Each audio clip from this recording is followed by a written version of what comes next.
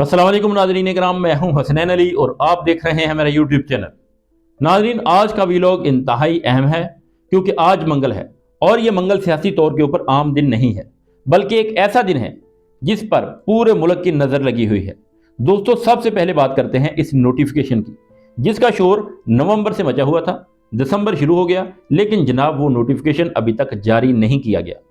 हुकूमत जो मर्जी कहती रहे, मगर अंदर कहानी कुछ और है। और आज वो अंदर की कहानी मैं आपको सादा आसान अल्फाज में बताने के लिए जा रहा हूं, ताकि आपको पूरी सूरत हाल खुलकर समझ आ सके। अब देखें नाज़रीन, हमारे मुल्क की मशहूर सहाफ़ी आसमा शराजी साहबा, जिन्हें हुकूमत के करीब तरीन समझा जाता है, जिनकी कुर्बतें मुस्लिम लीग नून के साथ हैं, जो अक्सर मुस्लिम लीग नून की हमायत में नजर आती हैं, वो भी ये बात मान रही हैं कि मामलात ठीक नहीं हैं। उन्होंने खुलकर कह दिया है कि सब कुछ ठीक नहीं है।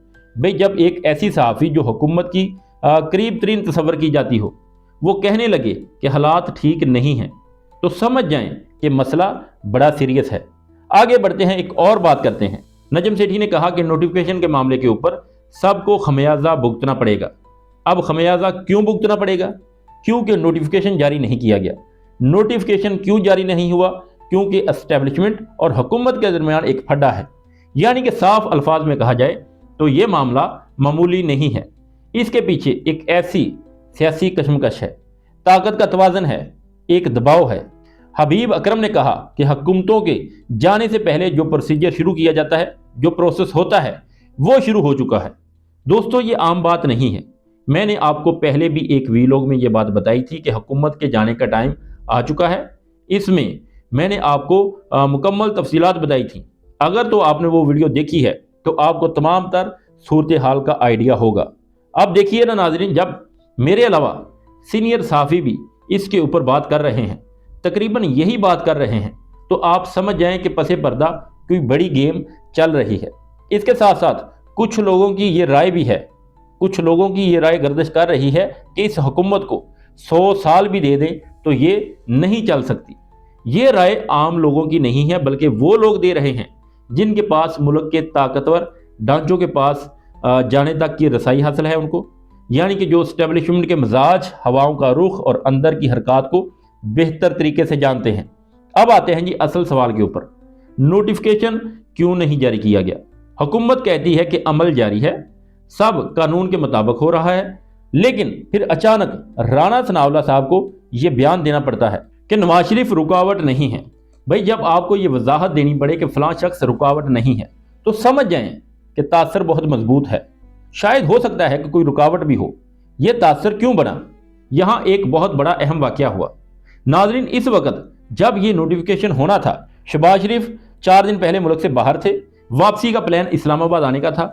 अगर वो इस्लामाबाद उतरते तो पैगाम जाता कि सब कुछ ठीक हो गया है, सब कुछ तय हो गया है। लेकिन आखिरी लम्हे इनका जहाज लाहौर की तरफ मोड़ दिया गया और वो लाहौर उतार दिए गए।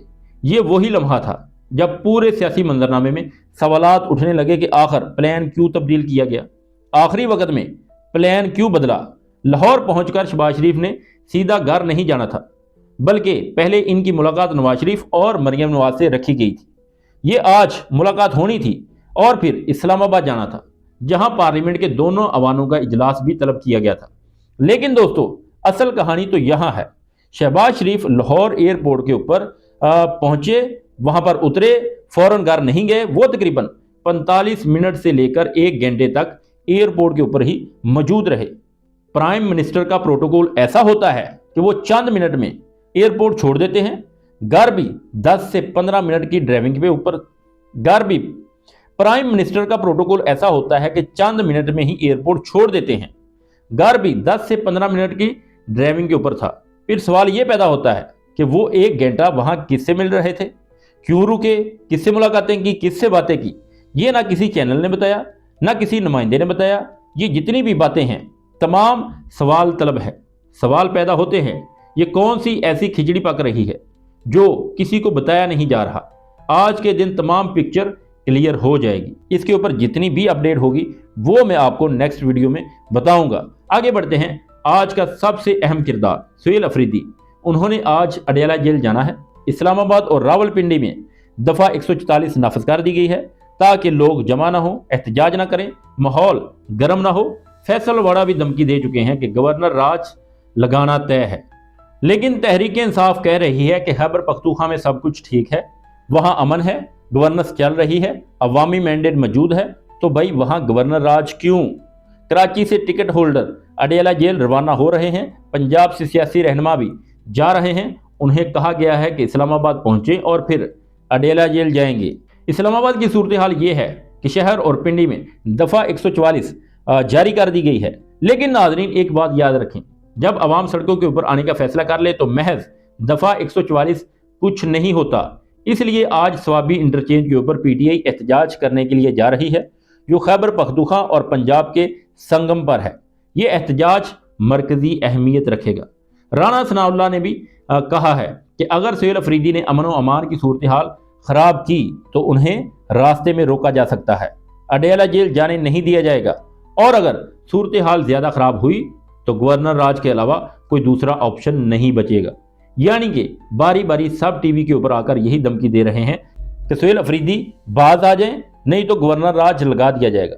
दूसरी तरफ हाफिज हमदुल्ला कहते हैं कि गवर्नर राज लगाकर हालात बेहतर नहीं होंगे, मजीद बिगड़ेंगे।